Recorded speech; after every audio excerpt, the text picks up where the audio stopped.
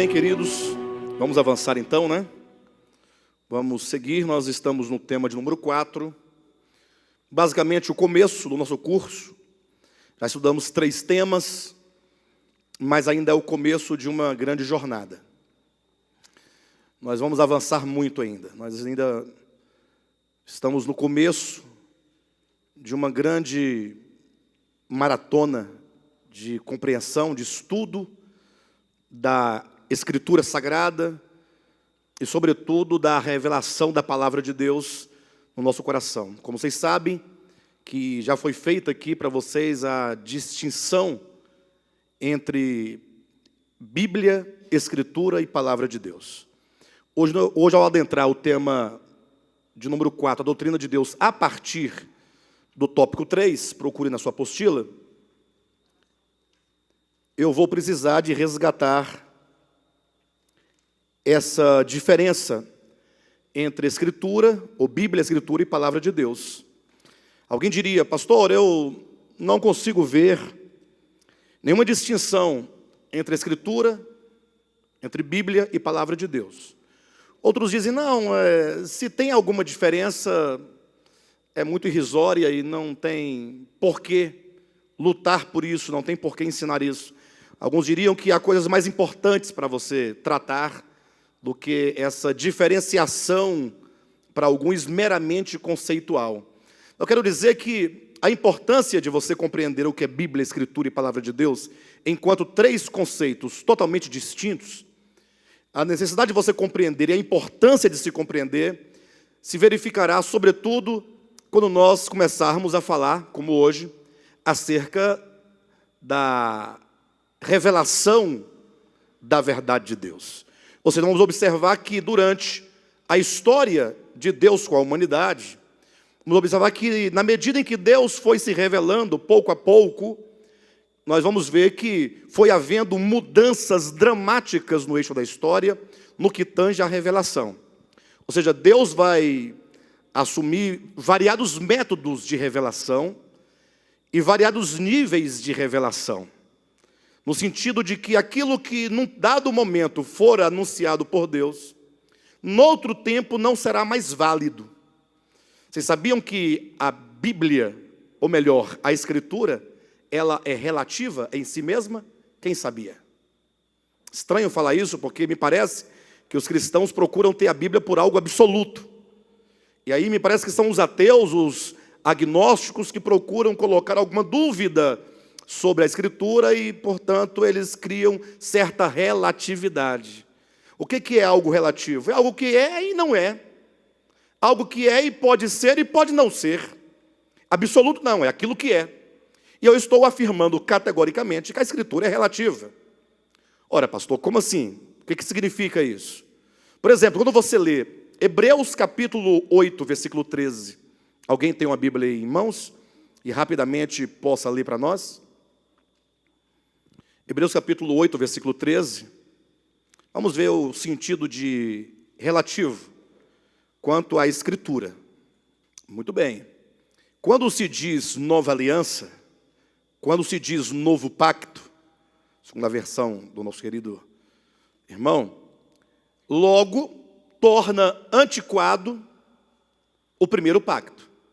Então, o que o texto de Hebreus fala? Quando se diz que há um novo pacto, isso implica necessariamente que o primeiro envelheceu, que o primeiro tornou-se obsoleto, ultrapassado, envelhecido, fora de uso.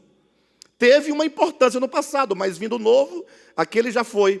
Então, o que eu tenho por Escritura? Ora, eu tenho todos os registros, desde Gênesis capítulo 1 até Apocalipse capítulo 22.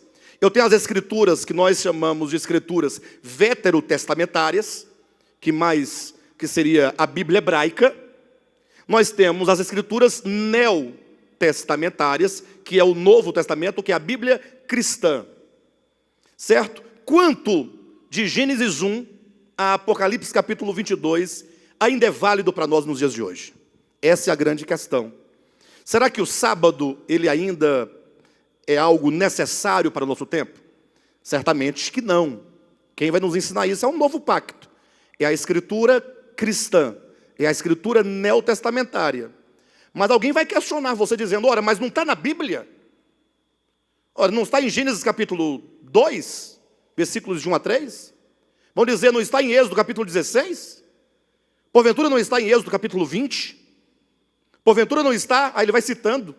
Daqui a pouco já chega a dezenas de textos no Antigo Testamento. Ele ainda vai entrar para os evangelhos, Mateus, Marcos, Lucas e João, demonstrando que o próprio Cristo ia à sinagoga todos os sábados, segundo o seu costume. Vai entrar para Atos, dizendo que Paulo ia às sinagogas aos sábados, segundo o seu costume. E aí ele vai demonstrando, aí ele fala, mas não está na Escritura? Você fala, está. Aí por que vocês não guardam o sábado? Aí você vai explicar o quê? Que a Bíblia não é absoluta. As Escrituras, elas não são absolutas, elas são relativas. No sentido de que num tempo foi de uma maneira, veio Cristo e disse, ouvistes o que foi dito aos antigos? Quem ouviu? Não amarás ao teu próximo e odiarás ao teu inimigo? Vocês ouviram? Aí todo mundo, ouvimos. Pois eu digo diferente. Eu, porém, vos digo, vocês não deverão odiar os seus inimigos, como foi dito a vocês, lá no passado, no antigo pacto. Vocês agora deverão amar os vossos inimigos. Senhor, então mudou? Mudou. Por que mudou? Aí eu pergunto, a palavra de Deus muda? Eu pergunto, se a palavra de Deus muda. A palavra de Deus não muda? Mas por que nós estamos vendo mudanças tão claras? Estou apresentando para vocês coisas que nós lidamos diariamente. Alguns não discutiram isso nunca na sua vida. Outros foram confrontados por um bom adventista e ficou sem resposta. O outro foi atrás de resposta e o pastor disse que o sábado não está mais em vigor. Ele se deu por satisfeito, mas não entendeu ainda o motivo. Por que o sábado não está mais em vigor? Não, essa é coisa de Moisés. Então você concorda que tem coisa na Bíblia que é coisa do passado, que não serve para você? Que foi bom num tempo, não é bom hoje? Que tinha uma validade, não tem mais validade? Vocês entendem isso? Que perdeu a sua vigência. Então, a Escritura tem a sua relatividade. Agora, e a palavra de Deus muda, altera? Ora, se a palavra de Deus, pensem comigo, segundo as Escrituras, não é um livro, mas é o próprio Deus, Não é que está lá em João capítulo 1, versículo 1, no princípio era a palavra, e a palavra estava com Deus, e a palavra era Deus. E não diz, e a palavra se fez carne e habitou entre nós? João capítulo 1, versículo 14. E a palavra se fez carne. A palavra se fez carne? Sim. A palavra se encarnou, ela não se encadernou. Quem encadernou a palavra, fazendo da palavra livro, aí foi de Gutenberg para cá. Mas a palavra se fez carne e habitou entre nós. Aí você encontra lá em Apocalipse, depois, ou antes, lá em Hebreus capítulo 4, versículo 12 e 13. Quando o escritor aos Hebreus diz assim, porque a palavra de Deus é viva e eficaz. E a palavra de Deus, ela é mais penetrante do que qualquer espada de 2 gumes. Ela penetra o ser do indivíduo, a palavra de Deus, e vai separando alma e espírito, juntas e medulas. E ela é tão eficaz e tão penetrante e tão suficiente que ela chega ao ponto de sondar os pensamentos e os propósitos do coração humano. Alguém ainda pensa que a palavra de Deus seja a Bíblia? O conjunto de livros? Ou os próprios textos escritos e editados e reeditados e traduzidos? Será que esse livro e essas letras e essas páginas e essas histórias é viva e eficaz e penetrante e cortante a ponto de discernir o homem no seu mais profundo ser? Se alguém ainda pensa que é a Escritura, a palavra de Deus, leia o versículo seguinte, porque o 4:12 de Hebreus diz que a palavra de Deus é viva, eficaz e mais penetrante que qualquer espada de 2 gumes, que penetra até o ponto de dividir alma e espírito, juntas e medulas, e é apta para discernir os pensamentos e propósitos do coração. 13. E não há homem que não esteja nu diante da sua presença. Aí, se você usar aqui as técnicas gramaticais, né, de referenciais ou referências dentro do texto, se diz no 13, pensa comigo, no 12, a palavra de Deus é viva e eficaz. A palavra de Deus é mais cortante que qualquer espada de 2 gumes. A palavra de Deus penetra o indivíduo a ponto de separar alma e espírito, juntas e medulas, e até o ponto de discernir os pensamentos e propósitos do coração. 13. E não há criatura que não esteja nu, despida, patente, diante dela, ou diante dele. É dele quem? Quando você encontra um ele, um ela, você tem que buscar a referência. É uma referência à palavra de Deus. Diante da palavra de Deus, todos estão nus, despidos. Ou seja, nenhum homem, conforme o versículo 12, se ela é apta para discernir os pensamentos e propósitos do coração, qual é o homem que pode se esconder diante da palavra de Deus? Qual é o homem que pode ter qualquer coisa oculta que a palavra de Deus não saiba? Por isso diz, e não há homem que não esteja totalmente despido, nu, patente aos olhos daquele a quem haveremos de prestar contas. Nós vamos prestar contas à palavra de Deus. A palavra de Deus é uma pessoa, é o próprio Cristo, é o Logos de Deus. De modo que em Apocalipse capítulo 19, versículo 11, nos diz que quando João viu, né, teve a visão do retorno de Cristo à terra, é dito que ele foi descrevendo aquela visão, que ele vinha montado num cavalo branco, e ele então tinha na sua coxa escrito o nome, Rei dos Reis e Senhor dos Senhores, e diz que o seu nome se chama a Palavra de Deus. Ora, se a Escritura está me dizendo que a palavra de Deus é o próprio Cristo, Ele é a palavra, por que eu vou confundi-lo com as Escrituras que são relativas? O Cristo de Deus é absoluto, a palavra de Deus é absoluta. Deus não muda. Se a palavra de Deus é uma pessoa, você toma, por exemplo, Malaquias capítulo 4, versículo 6, o que diz, eu, o Senhor Deus, não mudo. Pastor, mas você acabou de falar que Deus não muda, mas você disse agora há pouco que tinha o sábado, não tem mais o sábado.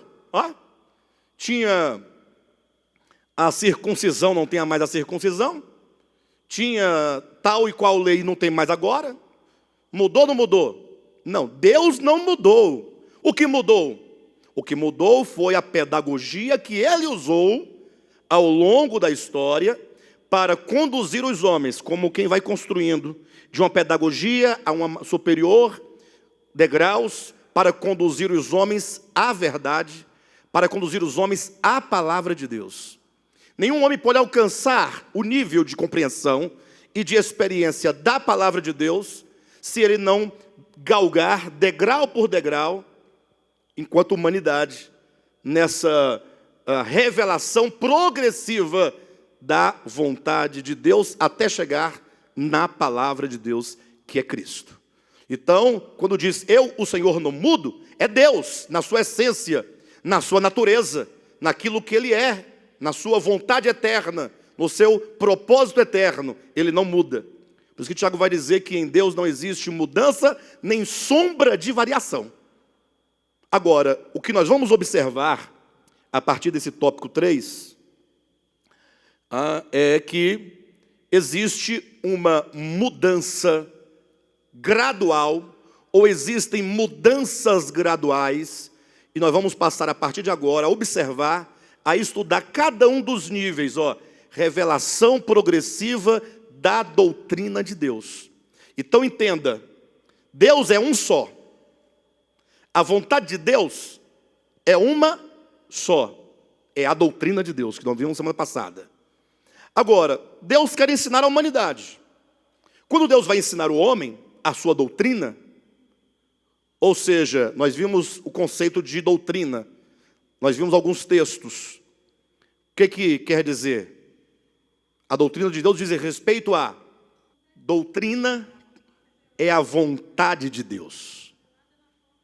É a vontade de Deus. Revelada na forma de ensinamento, de modo a desvendar os segredos de sua pessoa, propósito e obra. A pessoa, o propósito e a obra de Deus é uma só. Não são muitas. Nós vimos a singularidade da doutrina de Deus. Ou não vimos a singularidade? Sim ou não? Vimos aqui? Agora, para Deus nos ensinar isso e chegar ao nível supremo do entendimento e da experiência da sua doutrina, ou da palavra de Deus, ou da sua pessoa, do seu propósito e da sua obra, não pense que ele chegou para a humanidade lá em Adão, ou lá em Noé, e falou tudo. É assim, assim, assim, e vamos para frente. Não. Eu posso dar um exemplo prático para vocês. Eu tenho duas filhas, né? A Emanuele e a Michele. E vocês que são pais, que têm filhos, sabem. E se você não tem filho, mas você já foi filho, você também sabe. Que nós, os pais, ou que os pais, quando têm seus filhos pequenos, nasceu um filhinho, acabou de chegar em casa do hospital. Qual é o ensinamento que os pais dão a essa criança imediatamente? Algum de maneira específica? Filho, hoje é o primeiro dia de vida aqui em casa. Ouça com atenção que eu vou te passar a primeira matéria. Tem isso? Agora, tem algum ensinamento? Nenhum? Tem. Só não é algo imposto, não é uma sala, não tem uma lição. Mas quando você fala com carinho, quando você pega com jeito, tudo isso é ensinamento orgânico. Isso vai ensinando devagarzinho, vai entrando, vai constituindo. Quando ele começa a andar, que ele começa a querer quebrar as louças que estão mais assim na estante, aí o pai já começa, filho, não pode. Olha, não pode. Tal. Aí você começa a ter um ensinamento mais específico. Sim ou não? E enquanto a criança vai crescendo, o pai vai o quê? Passando de um degrau de ensinamento para outro. Vai mudando a sua forma pedagógica. Chega uma hora que o menino faz 18 anos e fala assim, filho, você agora é maior de idade. Portanto, a partir de hoje, saiba que o papai vai estar sempre do seu lado. Eu falei isso para minha filha, Michele, quando ela fez 18 anos de idade. Então você agora responde civilmente por você mesma. Se você matar, você vai presa. Se você roubar, você que vai presa. Você vai ser julgada. Se você fizer isso, eu não respondo mais por você. Você tem meu cuidado, você tem meu amor, tem a minha ajuda, tem tudo de mim, sempre. Pai nunca deixa filho. Mas a partir de agora você tem que assumir a sua pessoa. Olha que coisa interessante. Já muda ou não muda? Então, assim como os pais humanos vão ensinando passo a passo aos filhos, e às vezes o filho não tem como entender uma coisa tão grave. Aí você fala, filho, não pode fazer isso. Mas por quê? Não, filho, não pode. Ele não vai entender que é perigoso, que ele corre risco. Às vezes você tem que criar uma lei para ele. Está proibido de fazer isso. Não tem que criar uma lei? Mas não é nossa vontade que o nosso filho fique a vida toda com lei. Os homens são livres. Não é ou não são?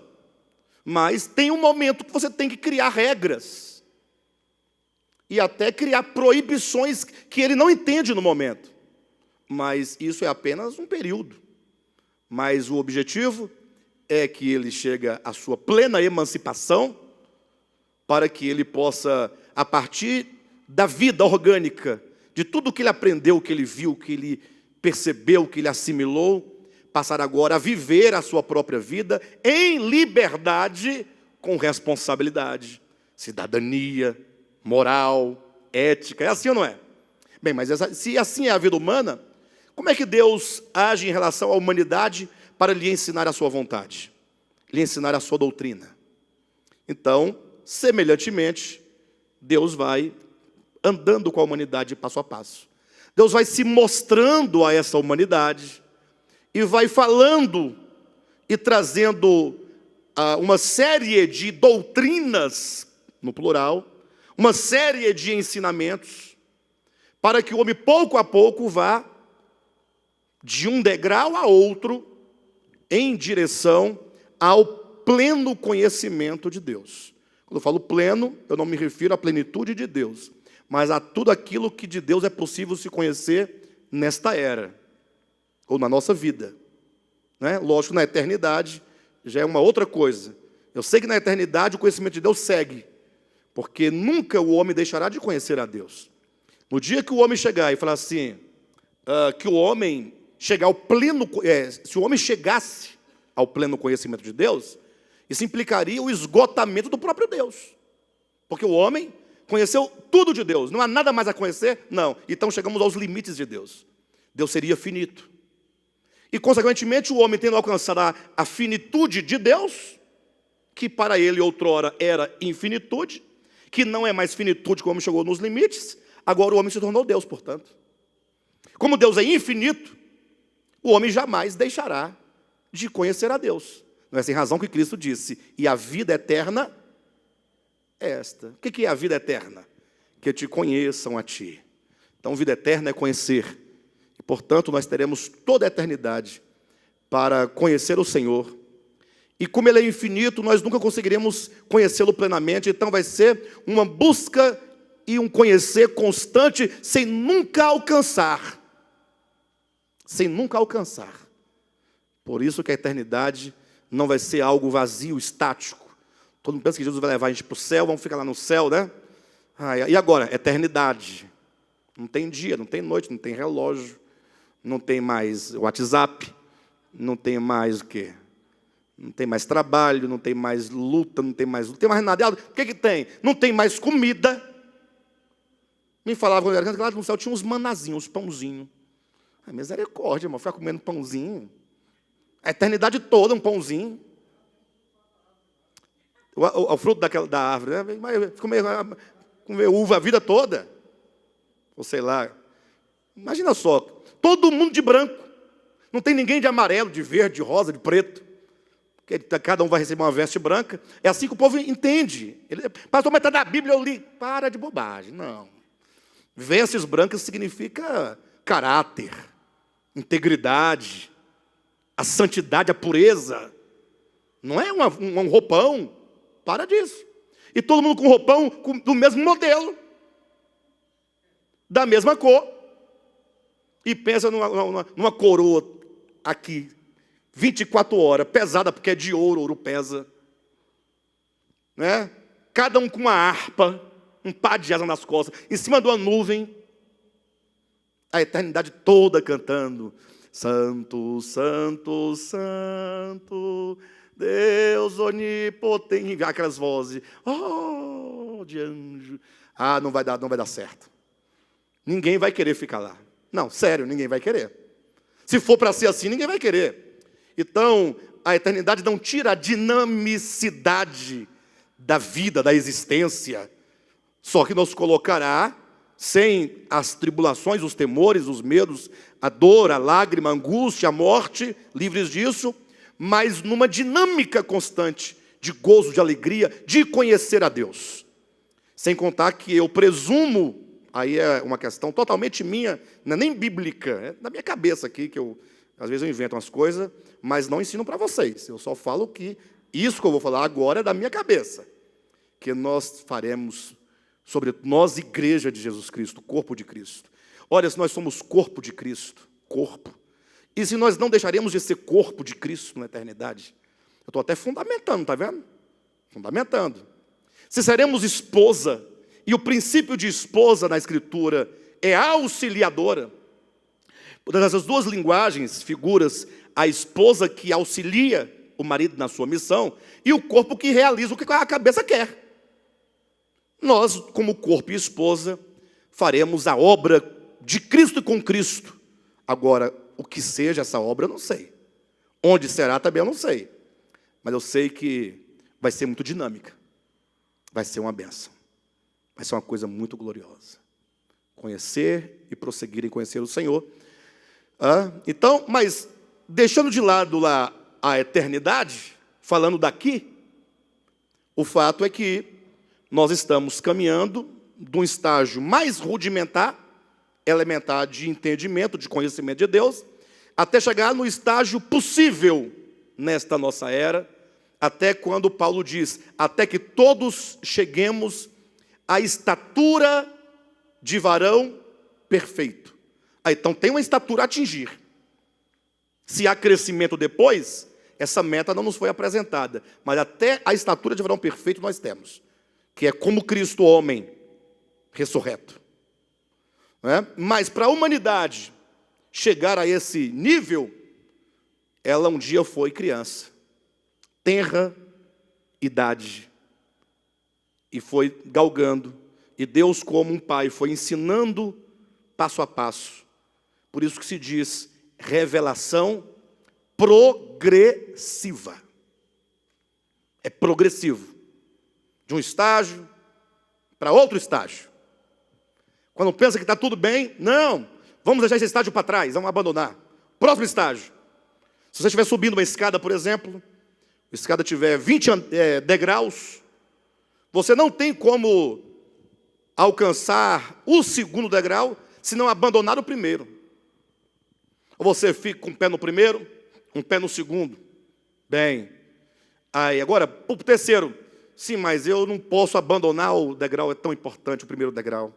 Gente, esse degrau é uma maravilha. Sem esse degrau, não teria nem como começar. Sim, mas você vai para o terceiro degrau, solta o pé do primeiro, coloca agora no terceiro, mas eu não vou abandonar, tem que abandonar aquele primeiro degrau. Colocar o pé no terceiro, o segundo para o quarto, você abandona o segundo, o do terceiro que foi avanço, você abandona para ir para o quinto, não é assim ou não é? Estão entendendo o que eu estou falando? Não. Subindo a escada, você tem que tirar o pé de um degrau, colocar no outro. Se bem que a gente coloca de um para o mesmo, né? E vai assim, mas não tem importância. Mas o que vocês entendem é o abandono de um degrau que foi importante.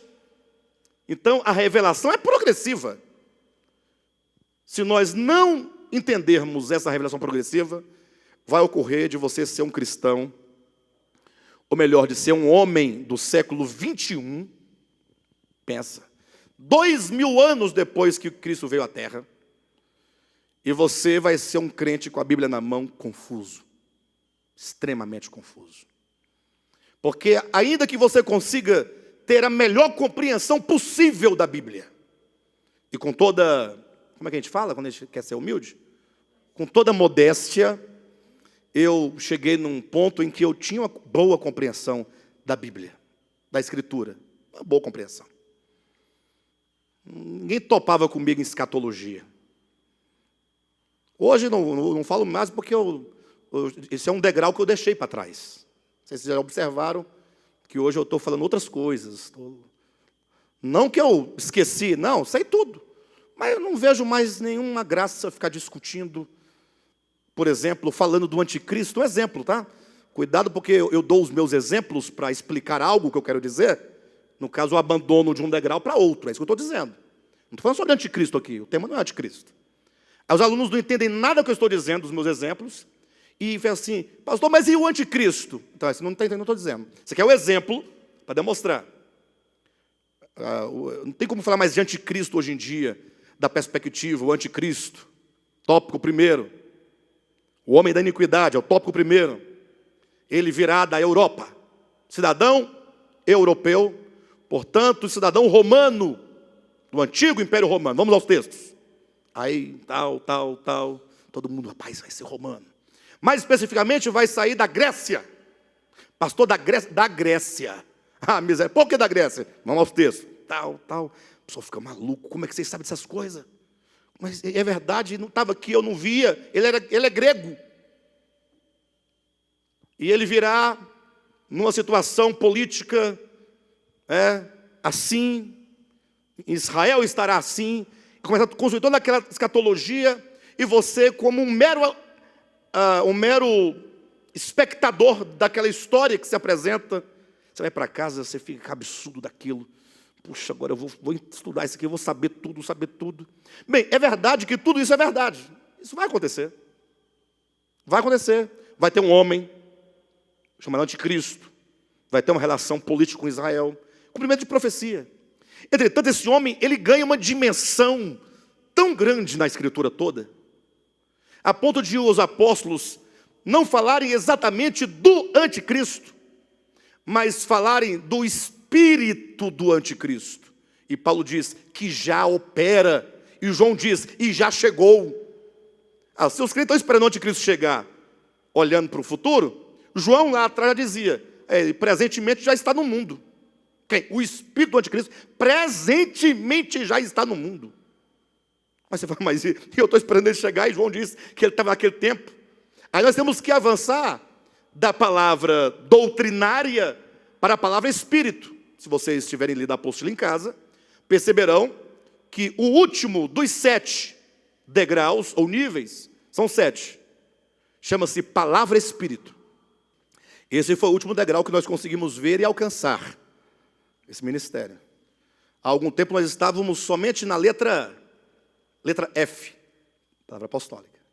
Lembra que nossas conferências chamavam-se conferência teológica? Aí passou a conferência orgânica. O que mudou, pastor? Por que mudou?